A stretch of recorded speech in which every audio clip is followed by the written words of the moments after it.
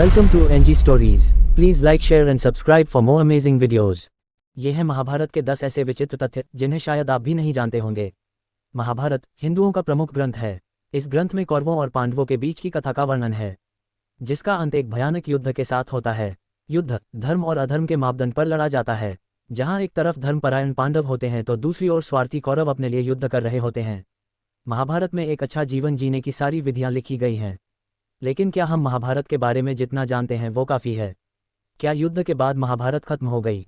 आप ये जानकर हैरान रह जाएंगे कि युद्ध के बाद महाभारत शुरू हुई थी, जिसमें छिपे रहस्य के आसपास भी हम नहीं पहुंच पाए हैं। आज हम उन रहस्यों को आपके सामने पेश कर रहे हैं जिनके बारे में आपने कभी सुना भी नहीं होगा। 18 का रहस्य। महाभारत का युद्ध 18 दिनों तक चला था। इस किताब के 18 अध्याय हैं। श्री कृष्ण ने अर्जुन को 18 दिनों तक गीता का ज्ञान दिया था। गीता में भी 18 अध्याय हैं। कौरवों और पांडवों की कुल सेना 18 अक्षौहिणी थी और इस युद्ध में मात्र 18 योद्धा ही जीवित बचे थे। ये 18 के आंकड़ों के पीछे का राज आज तक कोई नहीं समझ पाया है। 2 विमान और परमाणु शस्त्र। मोहनजोदड़ो की खुदाई में मिले कंकाल में रेडिएशन का असर मिला था, जिसे वैज्ञानिक लोग महाभारत से जोड़ के देखते हैं। कहा जाता है कि महाभारत काल में परमाणु बम थे। महाभारत में सौप्तिक पर्व के अध्याय 13 से 15 तक ब्रह्मास्त्र के परिणाम बताए गए हैं। हिंदू इतिहास के जानकारों के मुताबिक 3 नवंबर 5561 ईसा पूर्व अश्वत्थामा के जरिए छोड़ा हुआ ब्रह्मास्त्र परमाणु बम ही था। 3 कौरवों का जन्म भी है एक रहस्य। धृतराष्ट्र और गांधारी के 99 पुत्र और एक पुत्री थी, जिन्हें कौरव कहा जाता था।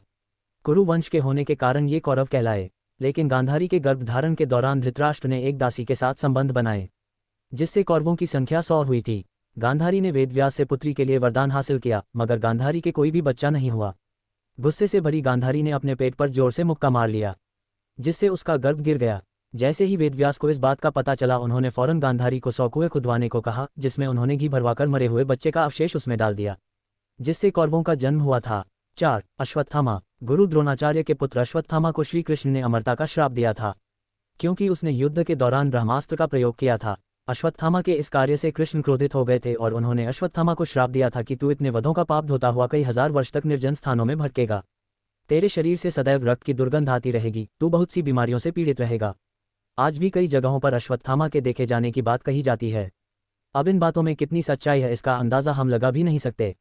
5 महान योद्धा बर्बरीक। भीम के पौत्र बर्बरीक का ये वचन था कि वो हरे हुए पक्ष से लड़ेगा। बर्बरीक के लिए 3 बाण ही काफी थे, जिसके बल पर वे कौरव और पांडवों की पूरी सेना को समाप्त कर सकते थे। ये जानकर भगवान कृष्ण ब्राह्मण का रूप लेकर उनके सामने गए और दान में उनका शीश मांग लिया। शीश दान करने के बाद बर्बरीक ने कृष्ण से प्रार्थना की कि वे अंत तक युद्ध देखना चाहते हैं। तब कृष्ण ने उनकी यह बात मान ली। भगवान ने उस शीश को अमृत से नहलाकर सबसे ऊंची जगह पर रख दिया ताकि वे महाभारत का युद्ध देख सकें। 6 राशियां नहीं थी ज्योतिष का आधार। महाभारत काल में ज्योतिषी राशियों के आधार पर कुछ नहीं बताया करते थे, क्योंकि उस समय राशियां नहीं थीं। ग्रहों और नक्षत्रों के द्वारा इस कार्य को संपन्न किया जाता था। 7 विदेशी भी शामिल हुए थे लड़ाई में। महाभारत के युद्ध में सिर्फ भारत के ही नहीं बल्कि विदेशी योद्धा भी शामिल हुए थे।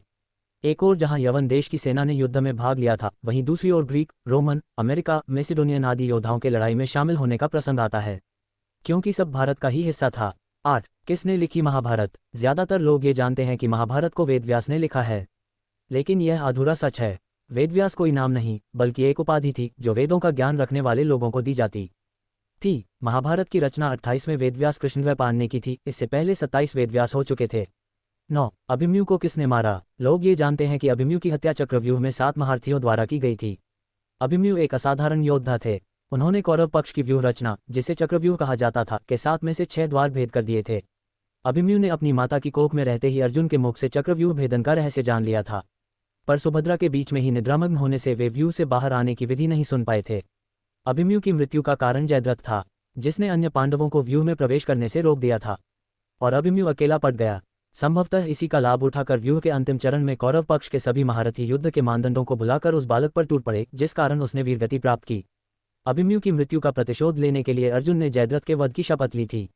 10 3 चरणों में लिखी गई थी महाभारत। महाभारत एक किताब है, लेकिन इसे 3 चरणों में लिखा गया था।